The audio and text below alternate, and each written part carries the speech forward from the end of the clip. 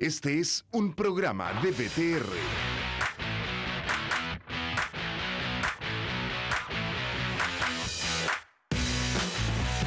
Estamos en tu ciudad. Miramos tu realidad. Panorama 15. La voz de las regiones.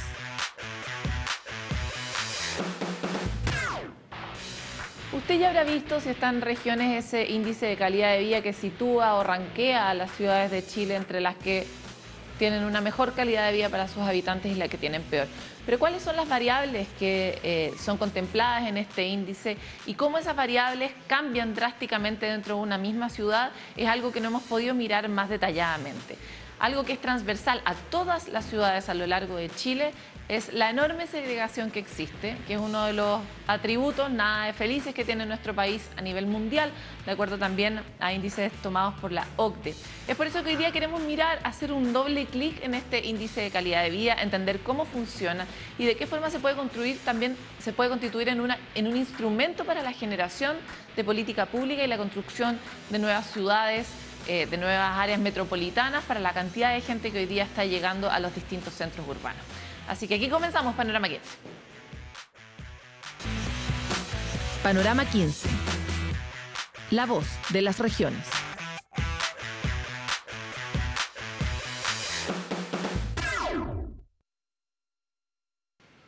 A paso firme avanza la construcción de la obra de 16 kilómetros de extensión que permitirá agilizar la conectividad en el sur de Chile. Hablando de calidad de vida, este es uno de los principales problemas de la mayoría de las ciudades, la conectividad. Este bypass va a permitir que la carga pesada y otros vehículos puedan viajar directamente hacia el sur de la isla sin tener que pasar por el centro de Castro. Marcelo Vera con más información.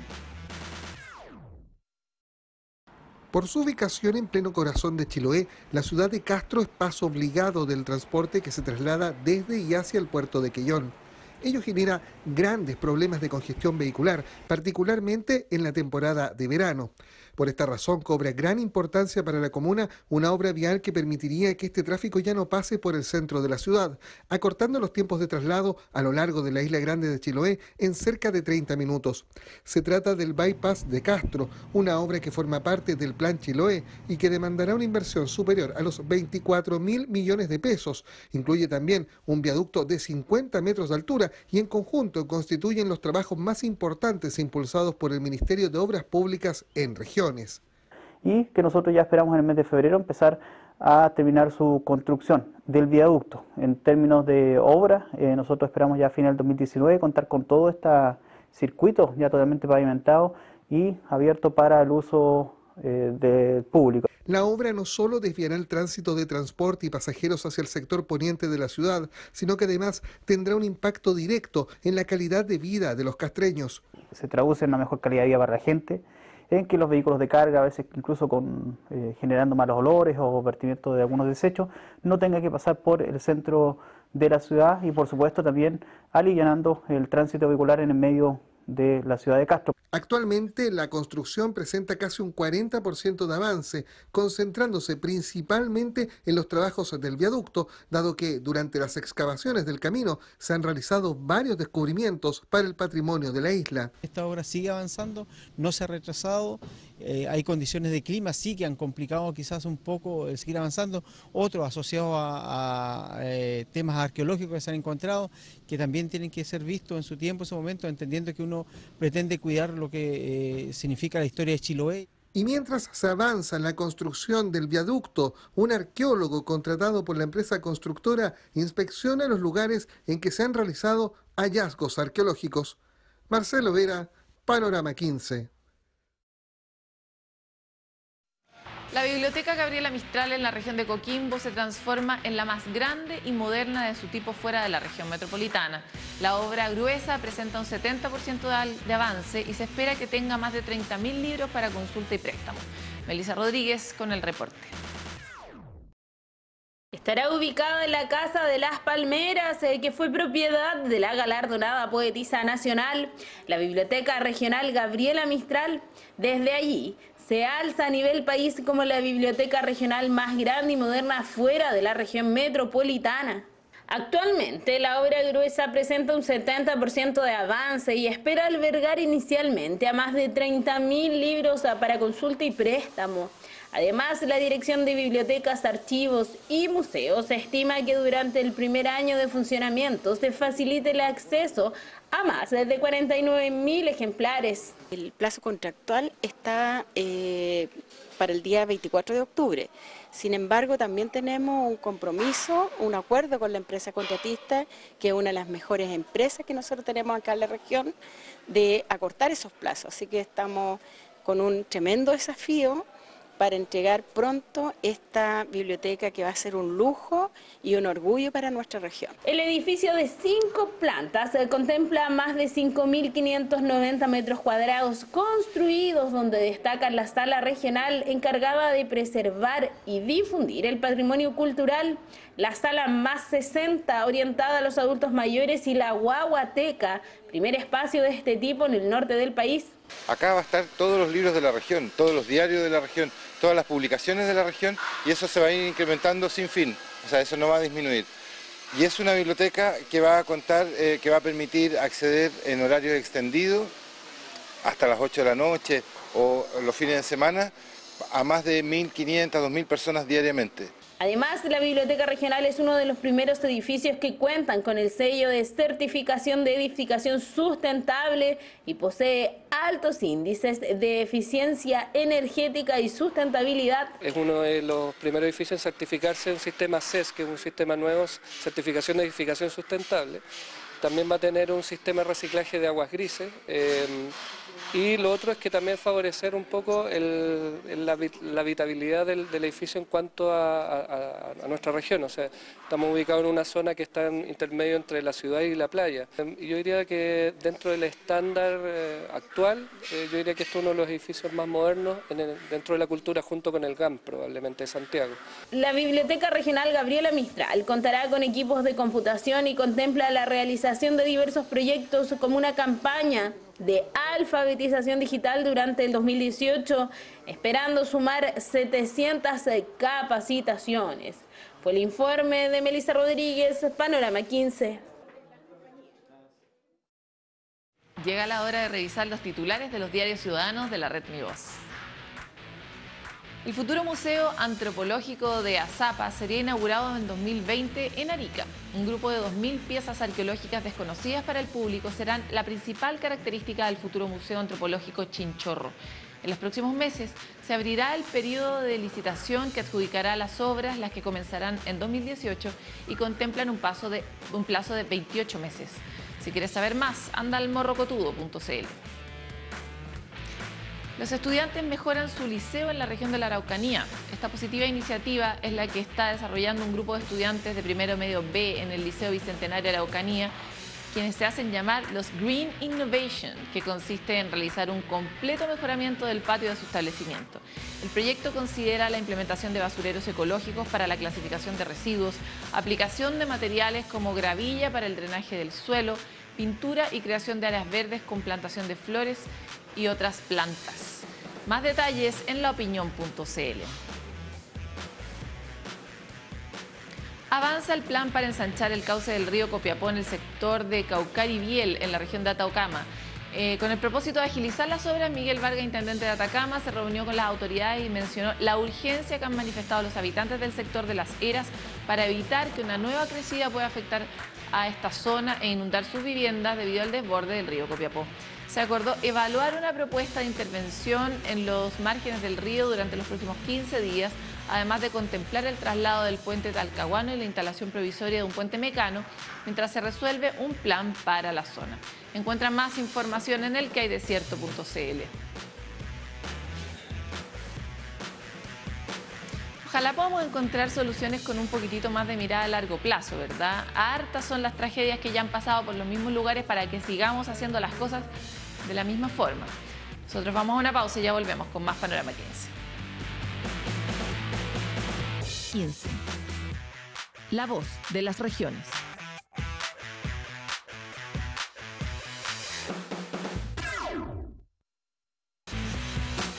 Panorama 15. La voz de las regiones.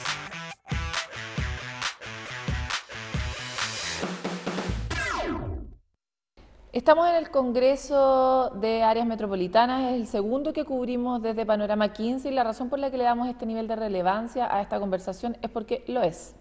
Es relevante, es uno de los grandes desafíos que establecen los desafíos de sustentabilidad que puso la ONU para el planeta y es, entre otras cosas, porque por las ciudades pasan muchas de las decisiones que permiten que nosotros tengamos un mejor nivel de vida, que podamos tener mejores accesos, mejor calidad de vida, pero también que podamos ejercer nuestros derechos humanos de mejor forma.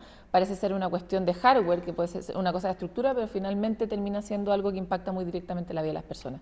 Para hablar hoy día de este tema es que estamos con Luis Valenzuela, él es director del Centro de Inteligencia Territorial de la Universidad Adolfo Ibáñez. Muchas gracias por estar aquí. Gracias a ti por la invitación. Luis, veníamos hablando antes de la entrevista sobre la particularidad del trabajo que ustedes hacen y que de alguna forma buscan desarrollar una herramienta que permita mirar mejor el territorio y sus necesidades. Cuéntanos cómo se llama esta herramienta y para qué sirve lo más breve posible para que podamos entrar en el BizTech después. En materia.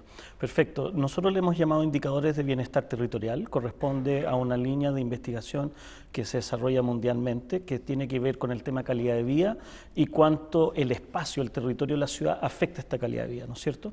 Cuando tú recién mencionabas que es el derecho de todos, tenemos de poder gozar de cosas en nuestra vida, y nuestra vida gran parte se desarrolla en las ciudades. Bueno, la ciudad, el territorio te deja cosas al alcance o cosas fuera del alcance.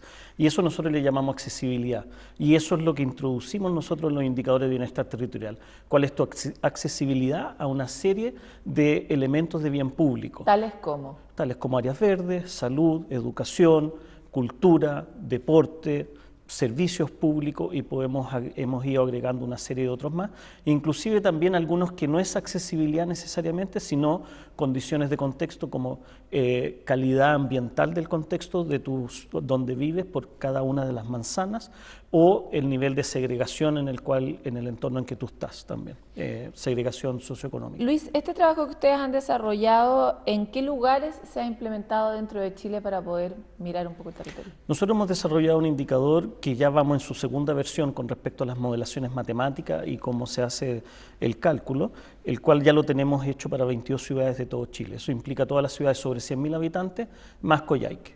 Hemos tenido la suerte que a 4 años de haber iniciado todo este trabajo, ya se ha implementado en los proyectos del BID de ICES de ciudades emergentes en La Serena, Coquimbo y Puerto Montt y Puerto Varas, y ahora se están incorporando en estas áreas metropolitanas piloto Gran Concepción y Gran Santiago. Entonces en total van a ser 4 áreas metropolitanas que van a tenerlo incorporado. Además de eso, nosotros hemos tenido la suerte de poderlo llevar y poderlo incorporar en otros estudios que hemos hecho afuera de Chile en ciudades latinoamericanas como San José de Costa Rica. A medida que ha pasado el tiempo en estos 4 años, en el fondo un periodo de gobierno, ustedes han visto que la tendencia es a la alza o a la baja, en el sentido de que sabemos que las ciudades crecen y simplemente se complejizan. O sea, a medida que pasa el tiempo se complejizan porque los factores van integrándose, se van tensionando cosas como el territorio, la cantidad de espacio que hay disponible, la cantidad de servicios que se demandan, etcétera. Entonces, en estos 4 años, si ustedes pudieran hacer una curva, la sensación es que la cuestión ¿mejora o empeora? No hay una respuesta absoluta en eso. Hay cosas en las cuales empeora claramente. Por ejemplo, la segregación de nuestras ciudades empeora. O sea, cuando nosotros hemos hecho estudios transversales entre periodos censales 2002-2012, analizando ciudades de tamaño medio, por ejemplo, las áreas más integradas de la ciudad en las cuales tú te encuentras con distintos grupos socioeconómicos, no con todos, pero diversos, esas han tendido a disminuir. Y los grupos de alta concentración de alto ingreso o alta concentración de bajo ingreso han tendido a aumentar. Y esa es una muy mala noticia. Nuestras ciudades se han hecho cada vez más segregadas. Pero por otra parte, algunas de ellas han mejorado en sus indicadores de accesibilidad área verde, otros han mejorado en indicadores de accesibilidad de equipamiento deportivo, por ejemplo, o accesibilidad a servicios públicos o salud. Ya. ¿No Vamos a entrar en las mejoras hacia el final para no terminar tan deprimido, pero sigamos con las malas noticias. Surge la pregunta, cuando nosotros llevamos ya 5 años haciendo este programa y lo que nos falta nunca es una noticia sobre algún tipo de escoba en términos de administración de políticas del aire, administración de políticas de transporte, niveles de administración de problemas como la basura, etcétera. Y la sensación que da es que nadie está mirando el territorio en su complejidad. Entonces, primero, ¿compartes o no compartes esa declaración? Y segundo, ustedes que se dedican a esto en sus cafecitos dirán, oye, podríamos hacer, inserta la respuesta, para que esta cuestión deje de pasar, porque en el fondo estamos condenados a que mientras nuestras ciudades crezcan, nuestros indicadores caigan. No estamos condenados a eso, y de hecho en una conferencia ayer me preguntaron si era muy tarde para empezar esta tarea, y yo nunca creo que sea tarde, la verdad. Yo creo que nosotros hemos mirado con mucho cuidado el territorio, porque el territorio te da estos diagnósticos alarmantes, pero a su vez tú descubres que en esas brechas territoriales es donde tienes oportunidad de actuar y donde tienes oportunidades de hacer inserción de inversión, de programas específicos, y nosotros estamos dedicados a ver a cuántas personas tú puedes impactar con eso y cómo, ¿no es cierto?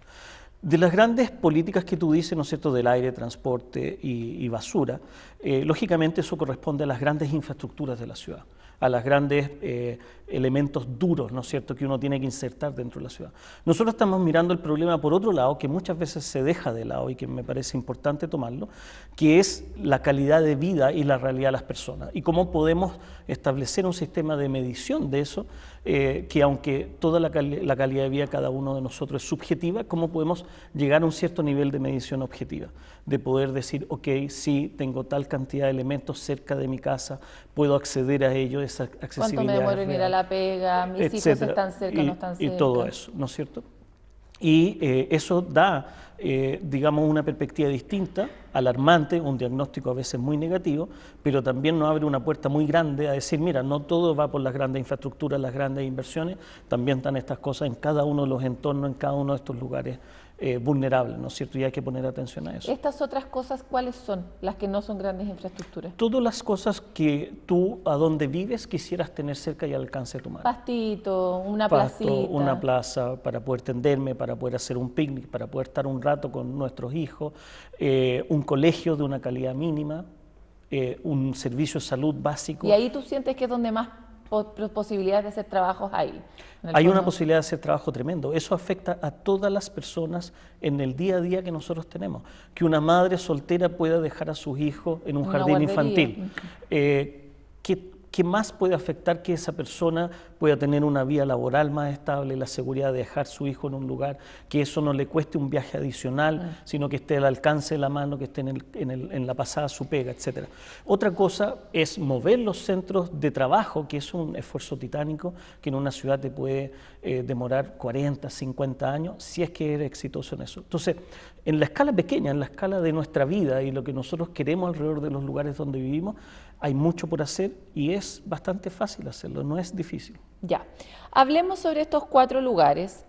Una de las preguntas que te hacía, con su que déjame reconocer, era cuál era la cosa que compartían estas 4 áreas metropolitanas que ustedes miraban, que era Gran Concepción, Gran Santiago, Puerto Montt, Puerto Varas y La Serena, Coquimbo. Bueno, una de las cosas que hablamos y que compartían lamentablemente son los niveles de segregación urbana, ¿no es cierto? Siendo obviamente Santiago, hay una relación de escala de tamaño, a medida que la ciudad es más grande va a acumular más concentraciones de segregación, de bajo ingreso y de alto ingreso. Y Santiago nosotros hemos encontrado que llega casi a 1/3 de su población. Quiere decir que 2 millones de personas viven en lugares concentrados de bajo ingreso con mala calidad de vida. Cuando hablamos de segregación hablamos de mala calidad de vida, o sea, como uno podría decir sinónimo. Sinónimo no en el total de las 15.000 hectáreas que ocupan, que es 1/4 de la superficie de la ciudad, tiene sus puntos más y sus puntos menos, no todos los contextos son idénticos, pero un fuerte porcentaje de eso sí. Y ahora estamos pasando a una segunda etapa del estudio que es dentro de esas zonas de alta segregación, de mala calidad ambiental, cuáles son las zonas más críticas, ¿no es cierto?, en las cuales nosotros deberíamos priorizarnos.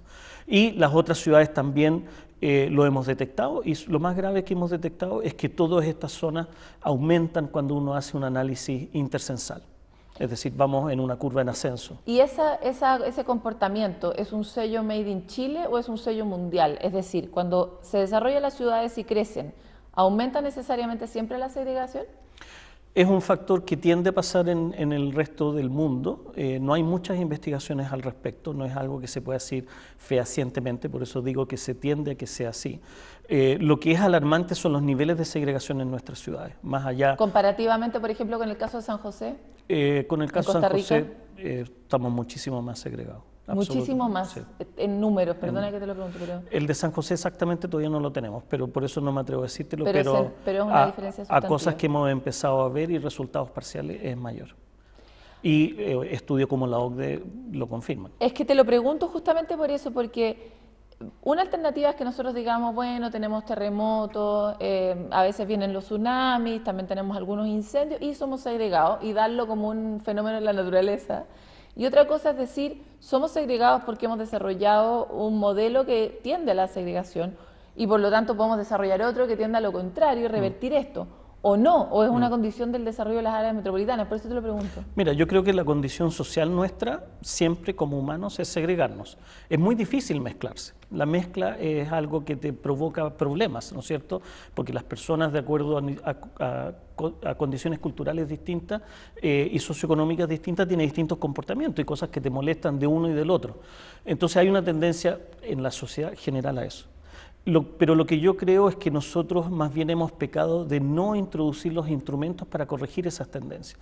Es decir, no es que hemos adoptado un modelo que nos lleve a la segregación, sino que no hemos adoptado nada, cosa que no nos lleve a la segregación. ¿Qué cosas nos previenen de la segregación? Planificación urbana y planificación estratégica. ¿A quién uno podría y mirar? Poder tener un cuidado especial que la ciudad sea lo más equitativa posible.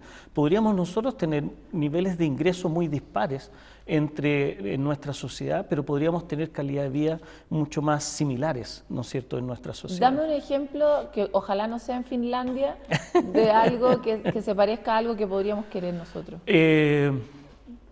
Hay ejemplos, yo creo que en Estados Unidos, por ejemplo, que no son casos como de Finlandia.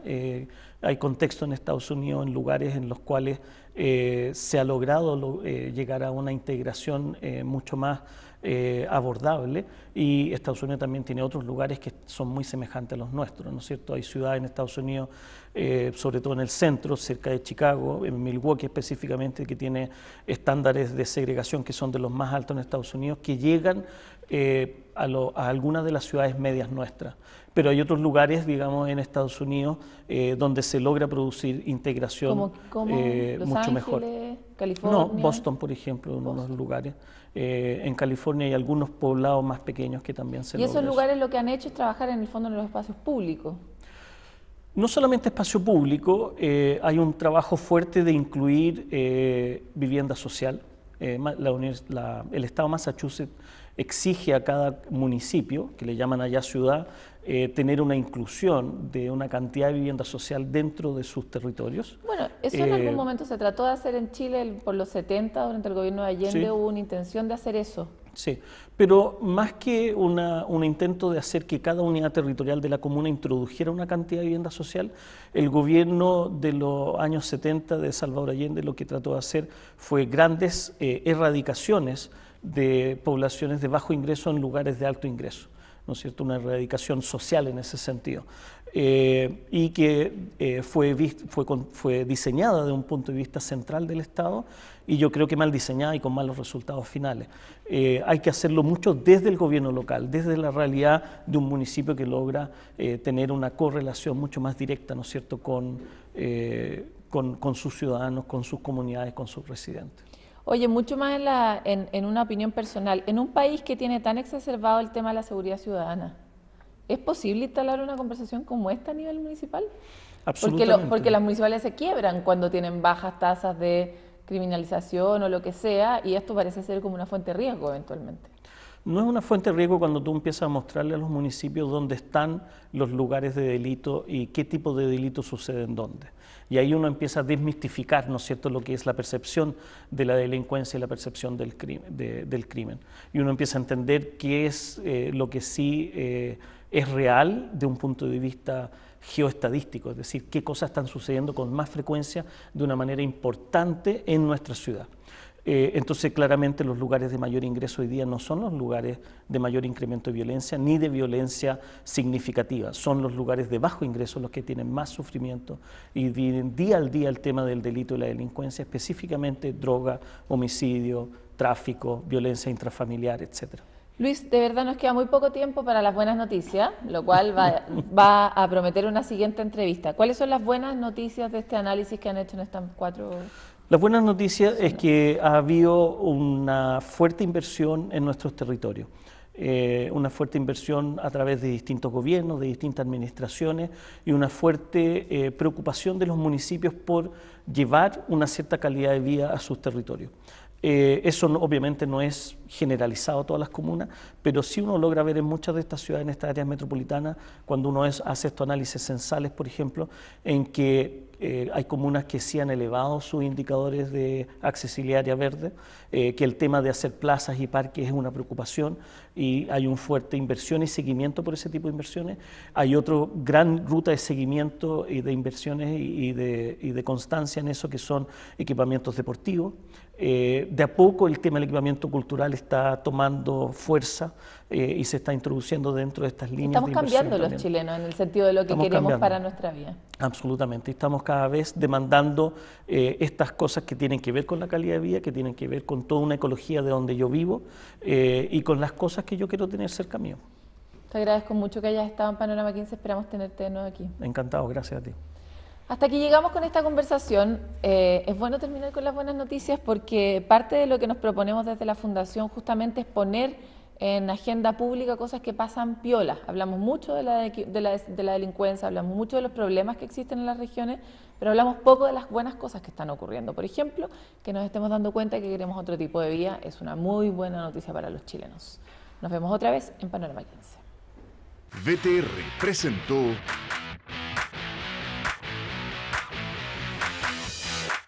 Estamos en tu ciudad. Miramos tu realidad. Panorama 15. La voz de las regiones.